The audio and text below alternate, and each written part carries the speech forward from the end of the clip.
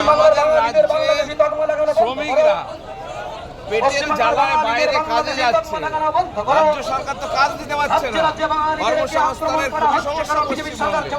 বাইরের রাজ্যে কাজে যাচ্ছে, সেখানে তাদের ছুটিয়ে মারা হচ্ছে, জাতের নামে ধর্মের নামে বলা হচ্ছে বাঙালি মানে বাংলাদেশি, এইসব ভাবে। আর বিজেপি সরকার যেভাবে মানুষের মধ্যে বিভাজন তৈরি করছে, তাতে করে এক শ্রেণীর উগ্র মানে কি বলবো ধর্মান্ধ মানুষ ধর্মের নামে মার্ডার পর্যন্ত।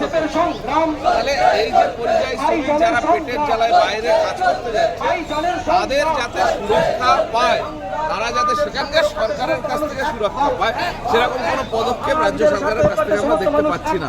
এই জন্য আমরা রাস্তায় নেমেছি, আমরা আন্দোলন করছি, শ্রম দপ্তরকে বলছি, মুখ্যমন্ত্রীকে বলছি, আপনার এখতিয়ার আছে, আপনি রাষ্ট্রপতিকে জানান, প্রধানমন্ত্রীকে জানান, প্রতিবেশী রাজ্যের মুখ্যমন্ত্রীকে চিঠি লিখুন যে আমার রাজ্যের শ্রমিক যারা আপনার রাজ্যে কাজ করছে তাদের উপর অত্যাচার হচ্ছে, অত্যাচার অবিলম্বে বন্ধ করুন।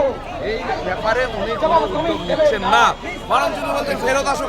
ফেরত আসলে তাদের সংসার চলবে, তার বউ বাচ্চা খাবে কি? এই কারণে আমরা সরকারকে দাবি জানাচ্ছি সরকারের কাছে যে আপনি এই বিষয়ে মুখ খুলুন, আপনি ব্যবস্থা নেন, আপনি ডেটা তৈরি করুন। পশ্চিমবঙ্গের কত মানুষ বাইরে গিয়ে কাজ করছে, তাদের জীবন জীবিকা, তাদের যাতে শান্তিতে তারা কাজ করতে পারে তার ব্যবস্থা করতে হবে। এই জন্য আমরা দাবি জানাচ্ছি। দীর্ঘদিন ধরে নওশাদ ভাই বিধানসভার মধ্যে বলছেন, সেভাবে কোনো উদ্যোগ নেওয়া হচ্ছে না, যার কারণে আজকে রাস্তায় নেমে আমরা আন্দোলন করছি এবং আমরা শ্রম দপ্তরে ডেপুটেশন দেবো, যাতে আগামী দিনে পরিযায়ী শ্রমিকদের ডেটা তৈরি হয়, তাদের সরকার পাশে থাকে, তাদের সুযোগ সুবিধার পাশে থাকে, তাদের এই অন্যায় অত্যাচার যাতে বন্ধ হয়, তার জন্য এই আন্দোলন। আরেকটি বিষয়,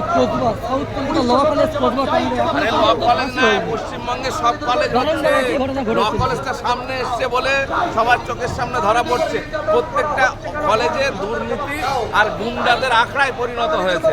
ছাত্রদেরকে নিয়ন্ত্রণ করছে গুন্ডারা, ছাত্রের নামে তৃণমূলের গুন্ডা বাহিনী কলেজগুলোকে নিয়ন্ত্রণ করছে, সরকার তার প্রশ্রয় দিয়ে যাচ্ছে, যার কারণে এই ঘটনা ঘটছে। আগামী দিনে আরও ঘটবে সরকার যদি এইভাবে চলতে থাকে। এই যে ছেলেটা এই ঘটনা ঘটিয়েছে, তার পূর্বে রেকর্ড আছে, একটা ছেলেকে একেবারে মেরে কোমায় পাঠিয়ে দিয়েছিল, তার বিরুদ্ধে থানায় ও কমপ্লেন করলে পুলিশ কোনো স্টেপ নেয়নি। অর্থাৎ অন্যায় করে সে যখন খোলাভাবে ঘুরতে পারছে, অন্যায়কারীর স্বর্গরাজ্যে পরিণত সে মনে করছে, সেই হিসেবে উদ্যম নৃত্য করছে। কালীগঞ্জে আপনি দেখলেন না, উৎসবের নামে, বিজয় উৎসবের নামে একটা বাচ্চা 9 বছরের মেয়ে তামান্নাকে বোম মেরে দিল। মানে এমন উৎসব পালন করছে যে বোম ব্যবহার করছে, সেটা মানুষ মারা বোম।